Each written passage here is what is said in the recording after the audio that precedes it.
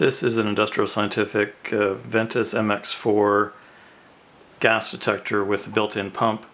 This unit was ordered with an alkaline battery pack, so I thought I'd just show you how you can change the batteries. It's the first time I've kind of seen this configuration.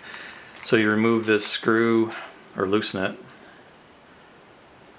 and I've actually on the back I've also removed these 4 screws, and they're captured, so I've loosened them up. Turn this around. This section here.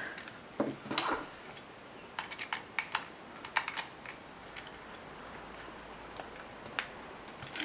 see here.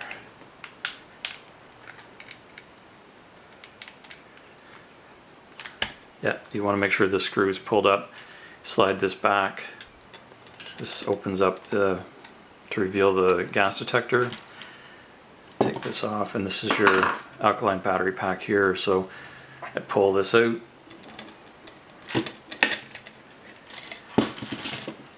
And you can see the kind of the mating where it meets up with the pins there, and this inside here are your batteries. So there's 3 AAA batteries that get changed. So when you change them, put it back in so that this side faces down, and then you should be good to go.